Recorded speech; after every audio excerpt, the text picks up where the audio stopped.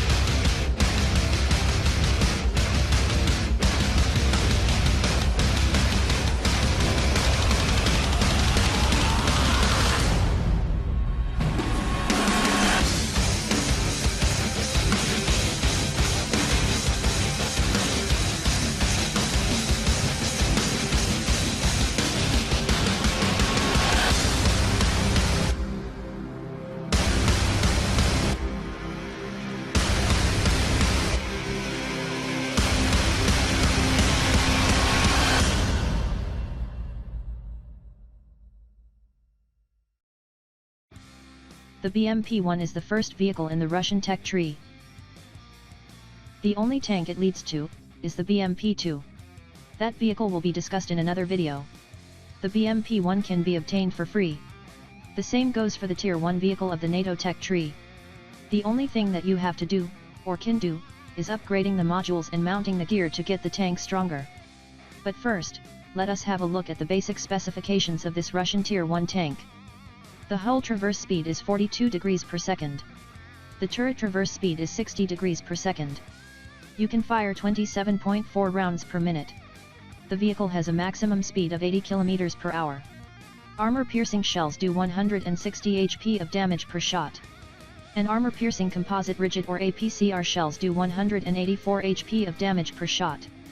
And last but not least, the vehicle has 1700 health points. Or as mentioned in the game, armor. So, actually, with these standard parameters, this vehicle can do as much as 4,384 damage per minute with AP shells, and 5,041.6 damage with APCR shells. Remember that these specifications are the standard specifications. That means that no module upgrades are performed, and no gear is mounted. If you just started this game or you're about to, this is one of the two vehicles you can choose. If you ask us which Tier 1 tank you have to choose in order to go with a solid tech tree later on, we would suggest to start with the Russian one. In a later video we will discuss the Tier 1 tank of the NATO, the ERC-90 Saga-E. Actually it isn't really a tank, but a armored wheeled vehicle. Oh, don't forget, if you have the gold, install camouflage on your tank.